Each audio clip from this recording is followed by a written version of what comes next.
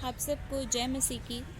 परमेश्वर का धन्यवाद करते हैं एक और नए दिन को हमारे जीवन में देने के लिए।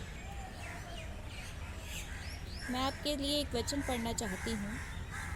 उसमें लिखा है यूहन्ना 15 का 5 वचन, जिसमें ये लिखा है, मैं दाखलता हूँ, तुम डालियाँ हो।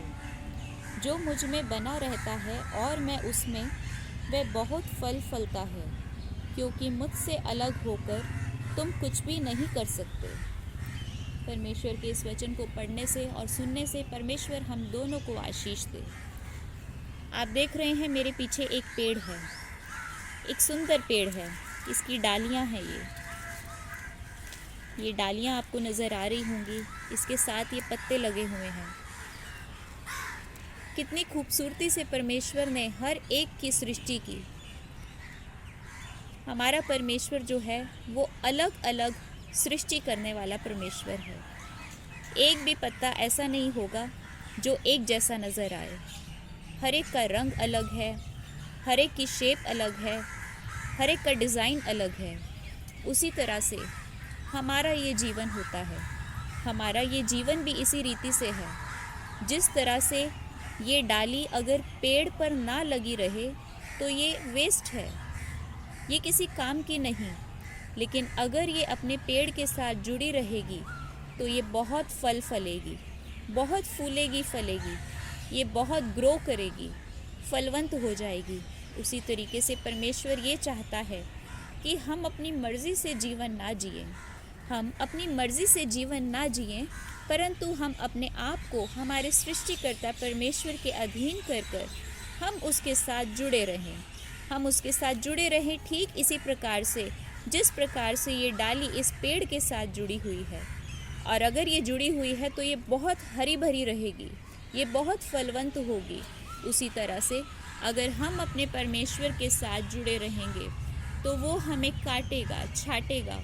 जब माली भी इसको काटता छाटता है, जब एक डाली को माली काटता है, छाटता है, तो वो और भी ज़्यादा बढ़ती चली जाती है, और भी ज़्यादा वो फलवंत होती है, और भी ज़्यादा वो ग्रो करती है। उसी तरीके से परमेश्वर भी हमारे जीवन को काटना और झाँटना चाहता है।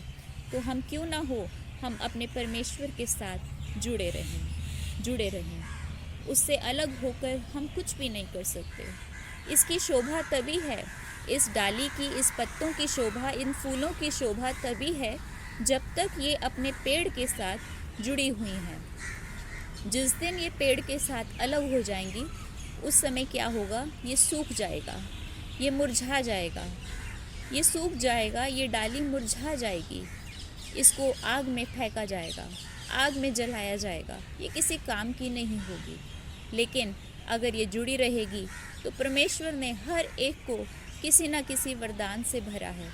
उसने किसी न किसी को, हर एक को कोई ना कोई गुण दिया है। तो वही परमेश्वर जो है हमारे जीवनों से भी चाहता है कि हम उसके साथ जुड़े रहें, ताकि परमेश्वर अपनी इच्छा हमारे जीवनों से पूरी कर सके। आइए एक छोटी प्रार्थना करेंगे। प्रभु जी, धन्यवाद करते हैं एक और नए दिन को हमारे जीवन में जोड़ने के लिए पिता परमेश्वर, और हमें याद दिलाने के लिए प्रभु जी कि जिस तरह से प्रभु जी ये डाली अगर पेड़ से लगी रहती है प्रभु जी, तो ये बहुत फल फलती है प्रभु जी। तो होने दीजिए प्रभु जी, हम भी पिता परमेश्वर आपके साथ जुड़े रहें प्रभु जी। आपसे अलग होकर हम कुछ भी नहीं कर सकते पिता परमेश्वर। हम अपनी बुद्धि का सहारा ना लें मेरे प्रभु जी, परंतु हर एक बात में प्रभु हम आप पर निर्भर हो सके प्रभु जी। दया करें, अनुग्रह करें। आपकी शांति प्रभु हमारे जीवनों में, हमारे परिवारों में पाई जाए प्रभु जी। एकता पाई जाए पिता परमेश्वर, क्योंकि प्रभु जी जहाँ एकता नहीं है मेरे प्रभु जी, वहाँ पर पिता परमेश्वर प्रभु जी, पिता हर एक प्रकार की प्रॉब्लम्स आ जाती हैं प्रभु। मैं आपसे प्रार्थना करती हूँ पिता परमेश्वर, जिस तरीके से प्रभु जी ये डाली मेरे प्रभु जी पेड़ के साथ जुड़ी हुई है मेरे प्रभु जी, और एक सुंदर वृक्ष का रूप धारण करेगी प्रभु, उसी तरह से प्रभु मैं प्रार्थना करती हूँ आपसे प्रभु जी, हर एक उस जीवन के लिए प्रभु जी जो अलग अलग है प्रभु जी, आप उनको पिता एक सुंदर वृक्ष बनाए प्रभु जी। यीशु मसीह के नाम से प्रार्थना मांगती हूँ, आमीन। आप सबको जय मसीह की।